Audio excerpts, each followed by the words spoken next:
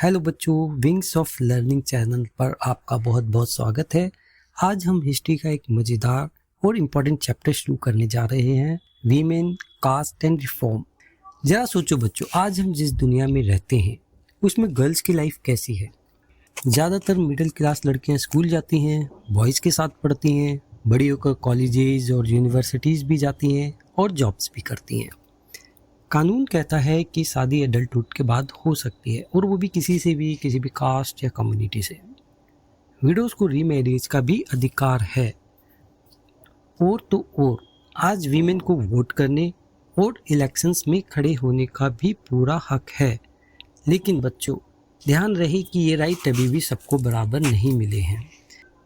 गरीब फैमिलीज और कई वीमेन आज भी इनसे दूर हैं। अब जरा 200 साल पीछे चलते हैं। उस समय का समाज इमेजिन करो कैसा था। ज़्यादातर बच्चों की शादी बहुत छोटी उम्र में कर दी जाती थी। हिंदू और मुस्लिम मैन दोनों एक से ज़्यादा वाइफ्स रख सकते थे। कुछ जगहों पर अगर विडो ने अपने पति की चिता पर जलकर जान दे दी तो सोसाइटी उसे क्या कहती थी? वर्चुअस यानी सती कहकर सम्मानित करती थी। अरे वाह, बहुत अच्छी लेडी है, अपने पति के साथ मर गई। हालांकि ये गलत था और ये एक तरीके से वीमेन के ऊपर अत्याचार था, एट्रोसिटी थी, क्योंकि इसमें उस लेडी को जिंदा ही उसके पति की चिता पर रखकर जला दिया जाता था। विडोज को प्रॉपर्टी राइट्स बहुत ही कम मिलते थे और एजुकेशन का तो सवाल ही नहीं था। इतना ही नहीं, लोगों में ये अंधविश्वास भी था कि अगर महिलाएं पढ़ाई करेंगी तो वो विडो बन जाएगी और घर की वैल्यूज़ भी ख़राब होंगी। तो अब आप खुद सोच सकते हो कि आज और 200 साल पहले की लाइफ में कितना बड़ा फ़र्क है। यही फ़र्क हमें यह समझने में मदद करता है कि रिफॉर्म्स क्यों ज़रूरी थे और रिफॉर्मर्स ने सोसाइटी को बदलने के लिए इतनी मेहनत क्यों की। अभी तक बच्चों हमने देखा कि वीमेन को सोसाइटी में इनइक्वालिटी झेलनी पड़ती थी, लेकिन याद रखने वाली बात यह है, अनफेयरनेस सिर्फ मैन और वीमेन के बीच ही नहीं थी। सोसाइटी में एक और बहुत बड़ा डिवीजन था, कास्ट सिस्टम। सोचो, उस समय सोसाइटी को ऐसे लेवल्स में बांटा गया था जैसे सीढ़ियां हों। सबसे ऊपर थे ब्राह्मण्स और क्षत्रियास, जो खुद को अपर कास्ट कहते थे। उनके बाद आते थे वैश्यास यानी कि ट्रेडर्स और मनी लैंडर्स। फिर आते थे पीजेंट्स और आर्टिजन्स जैसे वीवर्स और पोर्टर्स, जिन्हें शूद्रास कहा जाता था। वो सोसाइटी की सबसे नीचे की सीढ़ी पर वे लोग थे जो क्लीनिंग या ऐसे काम करते थे जिन्हें अपर कास्ट पॉल्यूटिंग कहते थे, यानी कि गंदा काम करने वाले। इनको अति शूद्रास भी कहा गया। अब जरा इमेजिन करो बच्चों, ये सिर्फ काम का डिवीजन नहीं था। अपर कास्ट ने लोवेस्ट ग्रुप को अनटचेबल कह दिया। उन लोगों को मंदिरों में जाने की अनुमति नहीं थी। वे अपर कास्ट के कुओं से पानी तक नहीं ले सकते थे। यहाँ तक कि अपर कास्ट जिन तालाबों में नहाते थे वहाँ ये लोग नहा भी नहीं सकते थे। उन्हें इंफीरियर यानी नीच इंसान समझा जाता था। इतना पेनफुल और अनफेयर सिस्टम था ना ये। लेकिन बच्चों, ये सिचुएशन हमेशा नहीं रही। 19th सेंचुरी और 20th सेंचुरी में जब रिफॉर्मर्स और मूवमेंट्स ने आवाज़ उठाई तो सोसाइटी की ये सोच धीरे धीरे बदलने लगी। और अब आगे हम डिटेल में समझेंगे कि कास्ट के खिलाफ ये बदलाव कैसे आए। ठीक है, अब हम देखेंगे बच्चों कि रिफॉर्म्स सोसाइटी में कैसे फैलने लगे।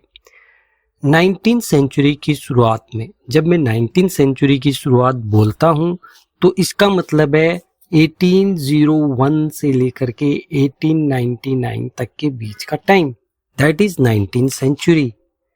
अच्छा, अब इसमें क्या हुआ कि डिबेट्स और डिस्कशन का नया रूप सामने आया। क्यों सामने आया?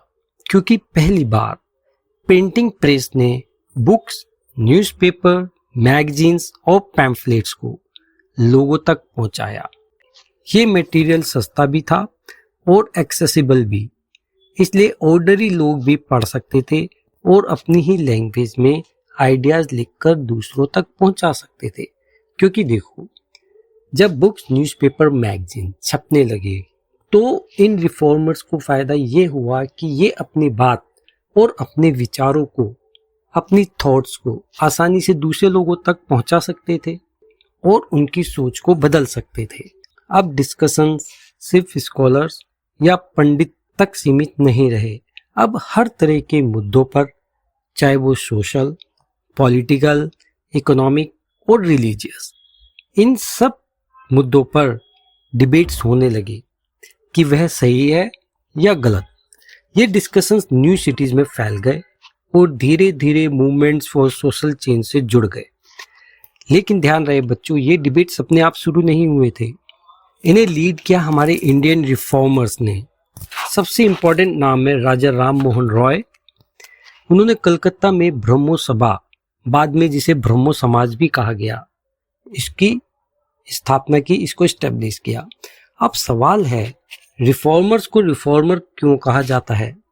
क्योंकि उनका मानना था कि सोसाइटी में बदलाव जरूरी है और अनजस्ट प्रैक्टिसेस, यानी कि जो गलत प्रैक्टिसेस है, गलत सिस्टम्स हैं, गलत कस्टम्स हैं, उनको खत्म करना चाहिए।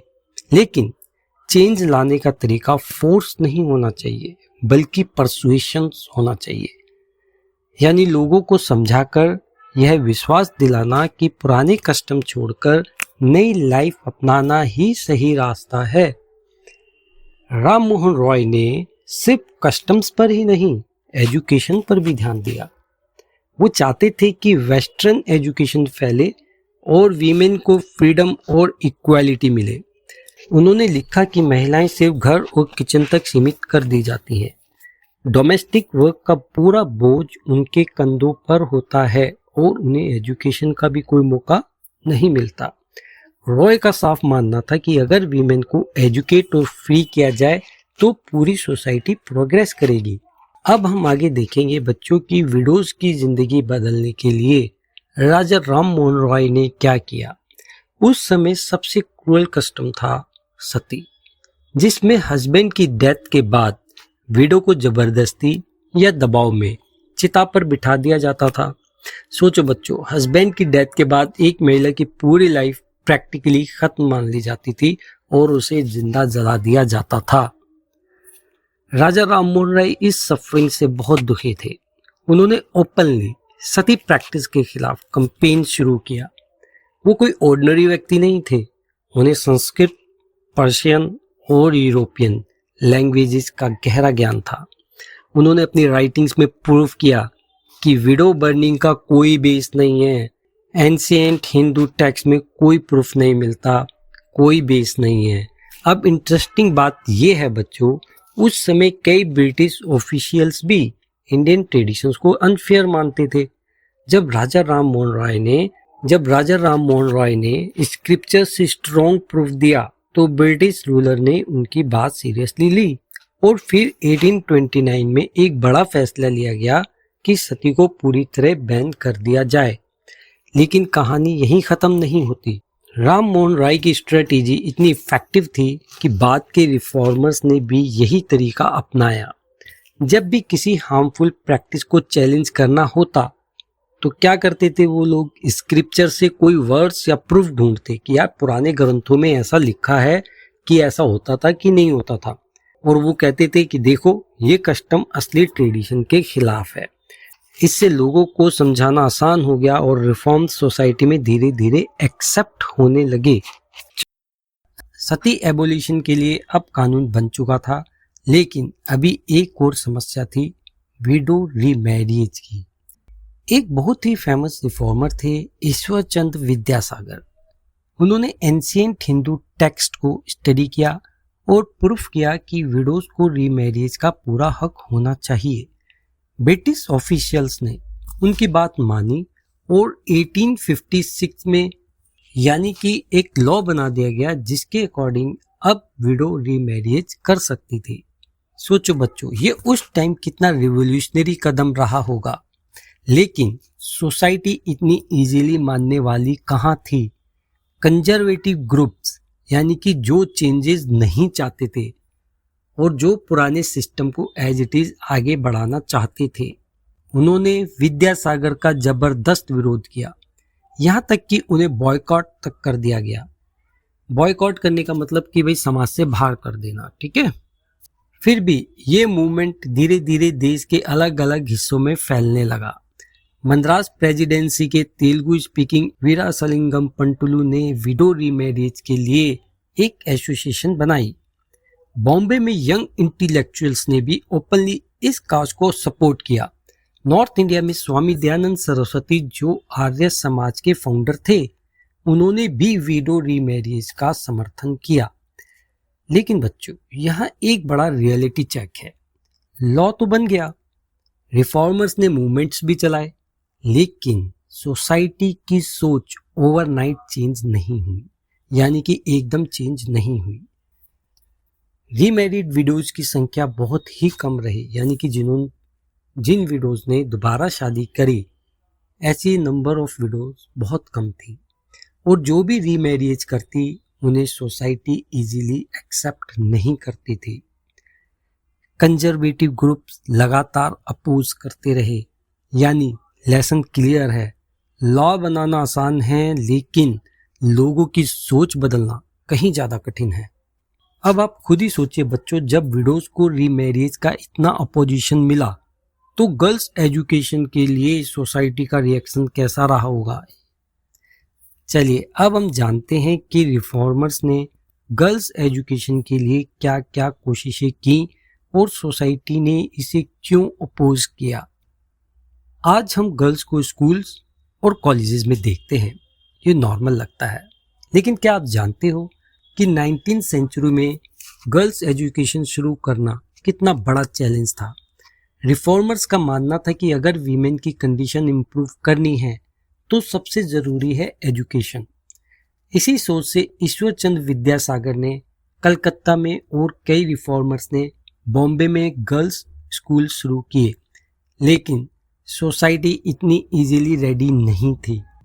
पेरेंट्स को डर था कि अगर लड़कियां स्कूल जाएंगी तो वो घर से दूर हो जाएंगी और अपने डोमेस्टिक ड्यूटीज भूल जाएंगी। दूसरी बड़ी चिंता ये थी कि गर्ल्स को स्कूल जाने के लिए पब्लिक स्पेसेस से गुजरना पड़ेगा और लोग मानते थे कि इससे उनकी मॉरलिटी बिगड़ जाएगी और घर की वैल्यूज खराब होंगी। इसलिए हुआ क्या, ज़्यादातर एजुकेटेड वीमेन को घर पर ही पढ़ाया गया, वो भी तब जब उनके फादर्स या हस्बैंड लिबरल होते, यानी कि उनके फादर या हस्बैंड ये चाहते कि वह वीमेन पढ़ना चाहती है, उस वीमेन को पढ़ाएं या नहीं पढ़ाएं। गर्ल्स की एजुकेशन फादर या हस्बैंड पे डिपेंड होती थी कि वह चाहते हैं या नहीं चाहते हैं। कुछ वीमेन ने तो सीक्रेटली पढ़ाई की। एक एग्जाम्पल हम राज सुंदरी देवी का लेंगे। उन्होंने कैंडल लाइट में छिपकर खुद से पढ़ना लिखना सीखा। सोचो बच्चों, कितना स्ट्रॉन्ग डिटर्मिनेशन था उनका, खुद पढ़ाई करना। धीरे धीरे स्कूल की संख्या बढ़ने लगी। पंजाब में आर्य समाज ने गर्ल्स स्कूल खोले। महाराष्ट्र में ज्योतिराव फूले ने भी गर्ल्स एजुकेशन को स्ट्रांगली सपोर्ट किया। अब जरा नजर डालते हैं मुस्लिम सोसाइटी पर। एरिस्टोक्रेटिक मुस्लिम हाउस होल्ड में गर्ल्स को घर पर ही कुरान अरेबिक में पढ़ाया जाता था। वीमेन टीचर्स घर आकर सिखाती थी।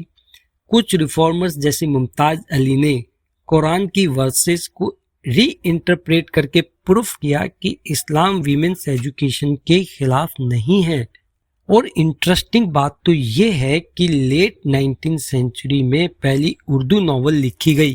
इसमें रिलीजन और डोमेस्टिक मैनेजमेंट के बारे में लिखा जाता था सिंपल लैंग्वेज में, ताकि वीमेन इन्हें पढ़ सके और सीख सके। यानी गर्ल्स एजुकेशन धीरे धीरे सोसाइटी में जगह बनाने लगी। लेकिन याद रखो बच्चों, शुरुआत में इसे बहुत जबरदस्त अपोजिशन का सामना करना पड़ा। अभी तक हमने देखा कि रिफॉर्मर्स ने वीमेन के लिए स्कूल शुरू किए और एजुकेशन को सपोर्ट किया, लेकिन अब सोचो, क्या वीमेन खुद अपनी आवाज उठाने लगी थी? पहले तो रिफॉर्मर्स उनके लिए काम कर रहे थे, लेकिन अब समय ये आ गया था बच्चों कि वीमेन खुद अपने बारे में सोचने लगी कि नहीं, हमारे राइट्स क्या हैं और हमें किस तरीके से मूवमेंट करके उनको हासिल करना है। तो ये जो क्वेश्चन था कि वीमेन खुद अपनी आवाज उठाने लगी थी, यस, हाँ, 20th सेंचुरी की शुरुआत में यानी कि 1900 के बाद के शुरुआती सालों में वीमेन खुद सोसाइटी को बदलने के लिए आगे आईं। सबसे पहले बात करते हैं मुस्लिम वीमेन की। क्या आप जानते हैं कि उस समय बेगम्स ऑफ भोपाल ने अलीगढ़ में लड़कियों के लिए एक प्राइमरी स्कूल खोला था। ये बहुत बड़ी बात थी क्योंकि उस समय लड़कियों का स्कूल जाना ही अनयूजुअल माना जाता था। इसी तरह एक और रिमार्केबल लेडी थी बेगम रोकेया सखावत हुसैन। उन्होंने पटना और कलकत्ता में मुस्लिम गर्ल्स के लिए स्कूल खोले और सिर्फ स्कूल ही नहीं, वो एक फियरलेस क्रिटिक भी थी। वो बोल्डली कहती थी कि हर धर्म के रिलीजियस लीडर्स ने वुमेन को हमेशा इंफीरियर यानी नीचा दर्जा दिया है। अब बच्चों जरा इमेजिन करो, जब सोसाइटी ओपनली अपोज कर रही थी गर्ल्स एजुकेशन को, उसी टाइम वीमेन खुद यूनिवर्सिटीज में जाने लगी। 1880s तक कुछ वीमेन डॉक्टर्स बनी और कुछ टीचर्स, यानी अब वीमेन सिर्फ घर तक सीमित नहीं थी बल्कि प्रोफेशनल लाइफ में भी कदम रख रही थी। और सबसे मजेदार बात क्या थी, वीमेन ने अपनी आवाज राइटिंग्स के जरिए उठाई। एक एग्जाम्पल है ताराबाई शिंदे का। वो पूना की थी और घर पर एजुकेटेड थी। उन्होंने एक किताब लिखी, स्त्री पुरुष तुलना, यानी एक comparison between women and man. इस किताब में उन्होंने कहा, सोसाइटी हमेशा मैन को अपर और वीमेन को लोअर मानती है और यही अनफेयर है। सोचो बच्चों, जब कोई वीमेन खुद अपने एक्सपीरियंस और सोसाइटी की समस्या को लिखे तो उसका असर कितना गहरा होगा। यानी कि वीमेन उस किताब को पढ़ के उसको वैल्यूज देंगी। किसी वीमेन ने खुद अपने अनुभव लिखे हैं तो वो उससे इंस्पायर भी होंगी। मतलब अब रिफॉर्म सिर्फ रिफॉर्मर्स तक सीमित नहीं था, बल्कि वीमेन खुद अपने हक के लिए बोल रही थी और लिख रही थी। अब हम बात करेंगे बच्चों एक ऐसी महिला की जिन्होंने सोसाइटी में वीमेन की कंडीशन को बदलने के लिए खुद कमान संभाली। उनका नाम था पंडिता रमाबाई। वो संस्कृत की ग्रेट स्कॉलर थी। उन्होंने एक किताब लिखी जिसमें बताया कि अपर कास्ट हिंदू वीमेन की जिंदगी कितनी मिजरेबल होती है। उन्होंने पूना में एक विडोज होम बनाया जहां बैडली ट्रीटेड विडोज को शेल्टर मिला और ट्रेनिंग दी गई ताकि वो इकोनॉमिकली इंडिपेंडेंट बन सके। लेकिन बच्चों, सोसाइटी इतनी इजीली खुश नहीं हुई। ऑर्थोडॉक्स हिंदूज यानी कि जो चेंजेस नहीं चाहते थे, वो कहते थे ये तो वीमेन वेस्टर्न वेज अपना रही हैं, इससे हमारा कल्चर और फैमिली वैल्यूज करप्ट हो जाएंगे। ऑर्थोडॉक्स मुस्लिम को भी यही डर था कि ये बदलाव उनकी ट्रेडिशंस को हिला देंगे। फिर भी बदलाव अनस्टॉपेबल था, यानी कि रुकने वाला नहीं था। 19th सेंचुरी के एंड तक वीमेन खुद रिफॉर्म में एक्टिवली जुड़ने लगी।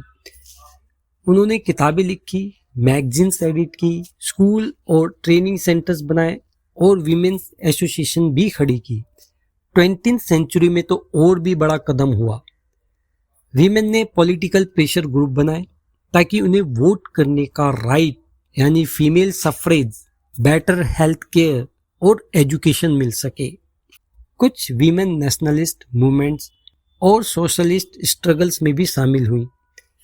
और बच्चों, ये सुनना इंटरेस्टिंग है, लीडर्स जैसे जवाहरलाल नेहरू और सुभाष चंद्र बोस ने भी वीमेन इक्वालिटी का सपोर्ट किया। नेशनलिस्ट लीडर्स ने वादा किया कि इंडिपेंडेंस के बाद वीमेन और मैन दोनों को यूनिवर्सल सफ्रेज मिलेगा। लेकिन इंडिपेंडेंस से पहले उन्होंने वीमेन से कहा कि पहले एंटी ब्रिटिश स्ट्रगल पर ध्यान दो, इक्वालिटी की लड़ाई बाद में होगी। यानी अब वीमेन सिर्फ सोसाइटी को नहीं बदल रही थी बल्कि नेशनल स्ट्रगल का भी एक हिस्सा बन चुकी थी, यानी आज़ादी की लड़ाई।